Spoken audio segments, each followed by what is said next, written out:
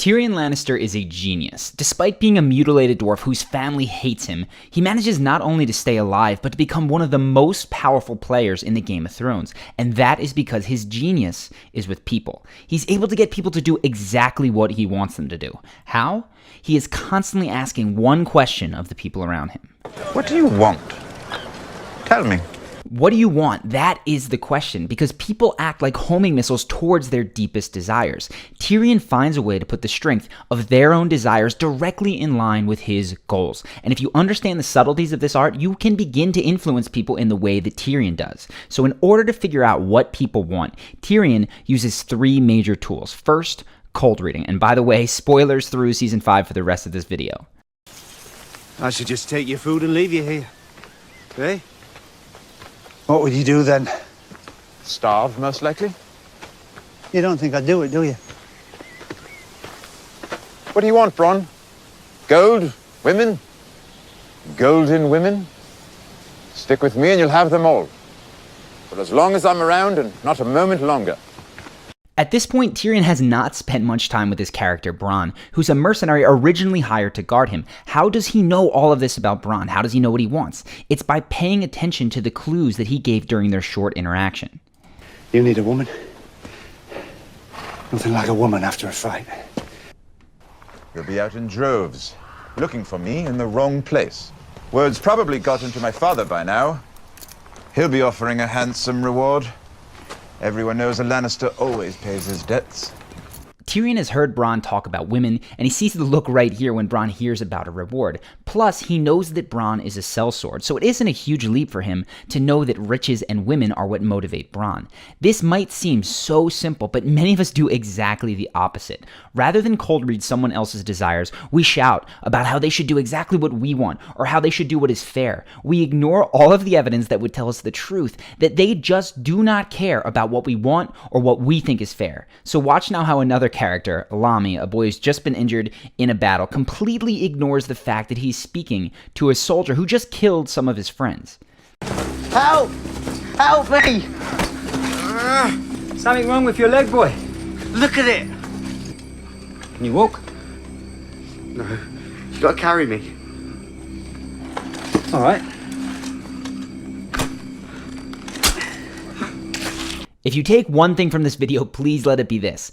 Don't be like Lami. Pay attention and figure out what other people want rather than demanding that they help you from the kindness in their hearts. It's going to go much better for you. But what if you have terrible cold reading skills? We're actually going to come back later in this video to a few more tips, but the good news is that there's also other ways of learning about what people want. And all that the second one requires is that you listen, because people tell you what they want all the time. Watch how even after being captured, Tyrion is still listening carefully for what his captors want, and then he's able to quickly find a way to get them what they want by keeping him alive.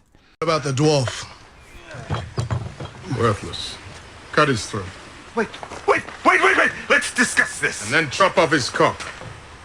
We'll sell it for a fortune. The dwarf's cock has magic powers. Wait! You can't just hand a dried cock to a merchant and expect him to pay for it. He has to know it came from a dwarf. And how could he know?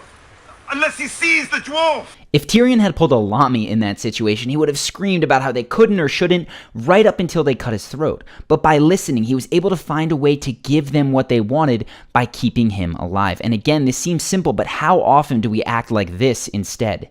She married a traitor and known degenerate like Renly Baratheon for a reason. She married Renly Baratheon because she was told to. That's what intelligent women do.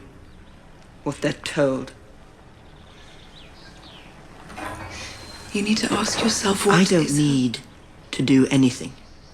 The young king here just finished telling his mother how he believes men should tell women what to do. And instead of appealing to his sense of superiority, his mother does exactly the wrong thing. She tells him what he needs to do. He basically spelled out that he would ignore her advice, spelled out that he wouldn't take commands from a woman, and she immediately commanded him to do something exactly wrong. So in your own life, be on the lookout for the things people say, because that will give you a clue to the keys to influence them. And of course, the last way, if your powers of observation fail you and you haven't been listening or you just don't have a chance, you can always ask about people's stories, which is exactly what Tyrion does and the immature Jon Snow does not. Everybody knew what this place was, and no one told me. No one but you. My father knew, and he left me to rot at the wall all the same. Gren's father left him too, outside a farmhouse when he was 3. Pip was caught stealing a wheel of cheese. I've been asking the Lord Commander about them. Fascinating stories. Watch here as Jon Snow continues to only see from his own perspective. He is selfish, and he lacks one of Tyrion's most prominent character traits: empathy. Empathy is the ability to look at someone else and realize that they live a life as complex as your own, with experiences that might have led them to very different worldviews. It's the ability to step into someone else's shoes and understand what they might feel. And it is a vital skill because you cannot persuade someone that you don't understand. They hate me because I'm better than they It's are. a lucky thing none of them were trained by master-at-arms like your Sir Roderick. I don't imagine any of them have ever held a real sword before they came here.